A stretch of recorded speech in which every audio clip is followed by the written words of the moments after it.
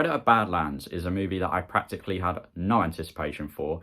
I saw some of the screenshots in this movie. I saw that it was rated PG-13. I was just like, a Predator movie that's rated PG-13? That just sounds bad. It just doesn't sound good at all.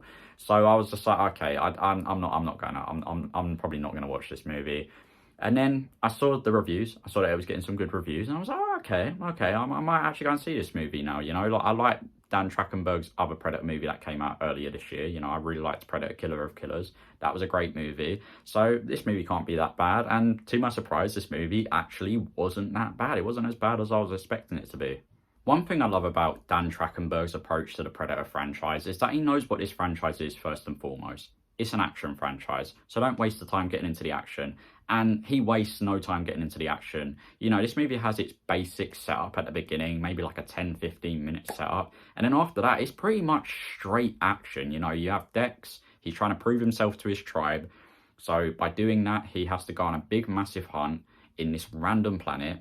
And he basically just gets in his ship, goes to this planet, lands on this planet and just goes on his big hunt and fights all these creatures along the way, and he meets a few companions. And this movie just wastes no time getting into its action, and it leads to some pretty entertaining action as well. There's definitely some really fun action in this movie, which is something I was really surprised about, because, you know, this movie was PG-13. I was just like, oh, I don't know how I feel about a less gory Predator movie, but this movie is still just about as gory as the other Predator movies.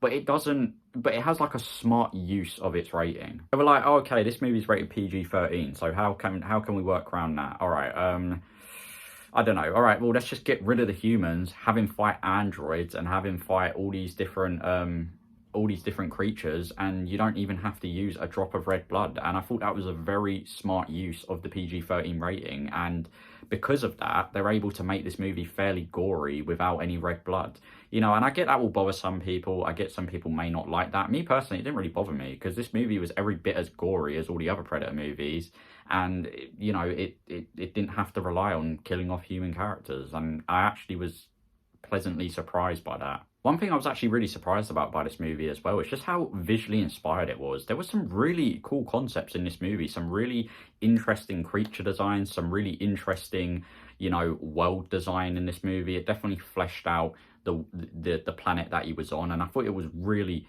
interesting. It was really cool. Some very, very cool concepts were presented in this movie. They had some very creative concepts and workarounds. You know, they didn't just rely on the classic concepts that we've seen in other Predator movies. Instead, came up with some new concepts for the Predator franchise, which is just something you want, especially if you're a major Predator fan. You know, I'm a very casual Predator fan, but if you're a hardcore Predator fan, I'm sure that is just going to please and entertain, you know? Another thing I like about this movie as well is that it introduced these concepts without bastardizing the Predator franchise, because, you know, when you have a Predator movie that's rated PG-13 that is trying some new concepts, it is definitely very much eggshell territory. You're going to be having to tread pretty lightly, because you don't want to bastardize what's been set up in the other movies in this franchise. And in my opinion, I don't think it really does. I think it always it stays true to the Predator and the Predator character and how the Predator works and functions, but also is able to create a likable Predator protagonist, you know, which is actually something that I was also kind of worried about in this movie as well. I was just like, okay, we have a Predator as a protagonist. That just feels weird. You know, usually the Predator is the antagonist, but I think they have a smart way of working around it. At no point does the Predator in this movie act any differently compared to how all the other Predators would in the other Predator movies. And I'm actually really appreciative that this movie never used a single human character. There's not a single human character present in this movie, because I've always hated it when, like, the Predators team up with the human characters. It's like, no, Predators have always hunted humans. I don't know why you'd have them team up. They've done that in the AVP movie, in the first one. It just always felt weird to me. So I'm really appreciative in this movie that they didn't do that. In fact, the companion that he has in this movie, one of them's a monkey of sorts. It's kind of like sort of like an ape monkey thing. And then you have, like, one of them's an android. So it was very smart in that degree. You know, it didn't bastardize what had been set up with the lore in the other movies.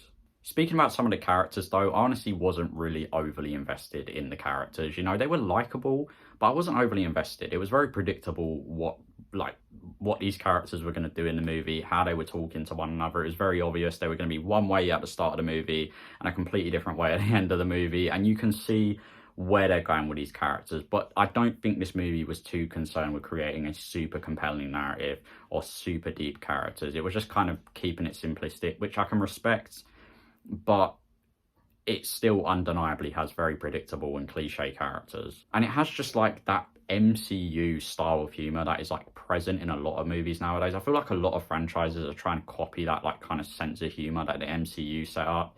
And it's really obvious here. It's really present here. Like just so many like just whatever jokes said throughout the movie, they're just not particularly funny. In fact, they just kind of take away from like the movie, if I'm being honest. Especially with like the robot companion, you know, she's saying all these different types of jokes. It just feels very childish and just not very investing, especially for a Predator movie as well. Like just having this much humor in a Predator movie just feels a little bit weird. Yeah, the writing in this movie, I just wasn't a big fan of the writing in this movie. A lot of the dialogue was just incredibly cliche. The story was very straightforward and just kind of like, it's very predictable. It tells a very predictable story. And I'm not saying predictable is bad, but there's plenty of movies that I've watched that are incredibly predictable and still fun. And this movie is definitely not bad, and it's not bad that it is predictable, but predictable is still predictable. And ultimately, it can make this movie feel a little bit dull at times. At the end of the day, this is a very simple review for a very simple movie. I really don't have too much more to say about this movie, you know? It's just a fun, entertaining action movie. I don't really feel like it bastardized the Predator franchise. It's definitely higher up on my rankings when it comes to the Predator franchise, you know? And it's definitely one of the better Predator movies. I don't think it's a great movie. I don't think it's a movie you need to really go and rush out and see. But if you want to watch a fun, entertaining action movie and you just want to kill a few hours, it's not a bad movie to watch. I'm going to give Predator Badlands a B. Yeah, overall, I thought this movie was just good. You know, it didn't blow my socks off. I don't really have tons and tons to say about it, but it was still a good movie for what it was. And I'm looking forward to seeing what Dan Trachtenberg does with the Predator franchise.